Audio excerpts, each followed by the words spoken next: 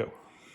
Okay, so we're going to talk first of all about something called an airfoil, which an airfoil is really just a description of the shape of the wing of an airplane. And that is absolutely has everything to do with Bernouilli's principle. So if you look down on this sheet of paper, not all airplanes are designed the exact same way. The wings can have different shapes. And in fact, depending on the performance and how they're set up, you might not see this shape exactly. But you'll notice this is an airfoil, and it has a big curve over the top and a flat surface across the bottom.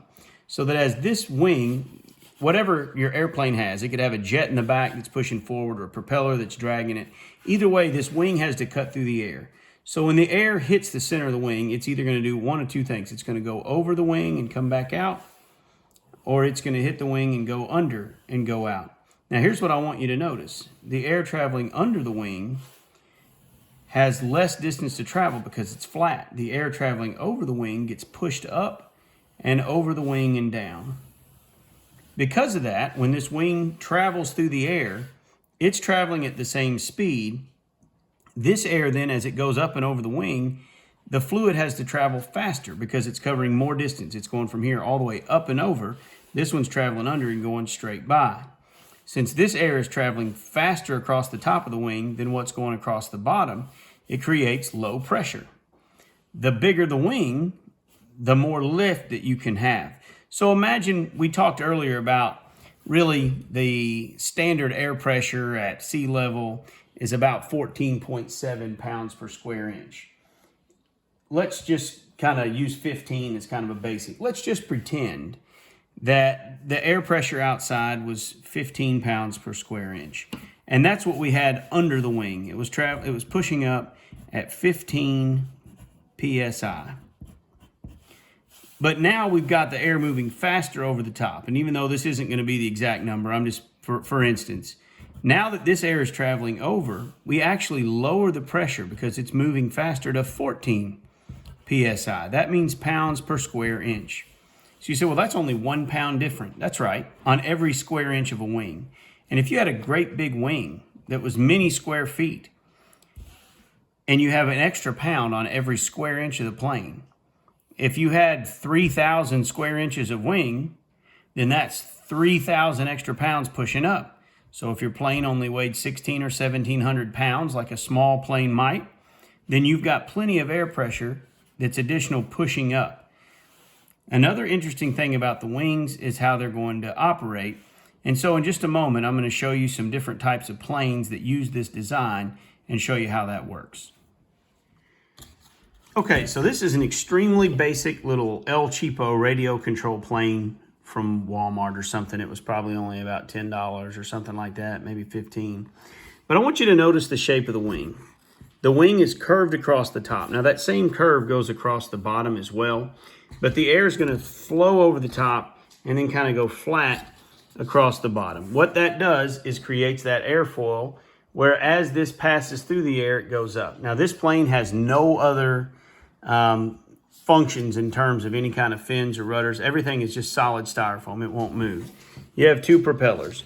Basically, if this one turns a little faster, then the plane will turn this way. If this one turns a little bit faster, the plane will turn that way.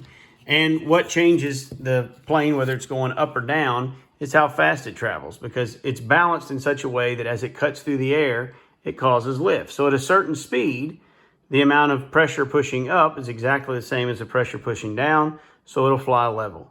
With this one, if you speed it up and go a little faster, it'll make it go higher. If you slow it down, it'll make it go lower. And that's really all there is to this plane. It's very simple, but you'll notice it still uses that airfoil design that we talked about on the paper, where the wind is going to travel faster over the top of the wing than it is across the bottom of the wing. This is an absolute fixed wing all the way around. There's no changes in shape. You can't adjust them at all. We'll talk next about airplanes that have wings that can change their shape while they're in use. Okay, so on our airfoil design, where we said the air travels over and across the top of the wing or the bottom of the wing, on a real airplane, they have different parts on them that are called flaps. There's more specific names that we'll look at. And I've even got a guest speaker that's going to tell you a little more about it that works for the Civil Air Patrol, among other things. But in the wing, there will be little flaps that can do a couple things. Specifically in the wing design, it will be called an aileron. But there's little parts of the wing that can actually bend up or bend down. So if my wing shape bent and changed up, now all of a sudden, I'm really slowing down the pressure on the top. But this wind is going to push down that way, and it's going to cause the wing to tilt up. If I took that same shape and instead I bent the wing down and changed the shape of it, the air is going to slow down on the bottom, and it's actually going to make a force that pushes up. The way that an airplane would work is the ailerons on either side of the wing, one would go up, the other one would go down. In the back of an airplane, we'll have a similar concept, but both will move together. So rather than just draw pictures about it, I'm going to show you one. Over here is a radio-controlled airplane that is going to have these functions. The one function it's missing is that of a rudder. But here are your main wings. And even with the shape of the wing, you can notice that it's flatter across the bottom and more rounded across the top, just like we talked about with the shape of the wing. Now, when I have this airplane, and this would mimic the flight of a real plane, if I want to turn left and right, notice the flaps in the back of the wing. If I turn it one way, that one goes up, this one goes down. If I flip it the other way, this one goes up, that one goes down.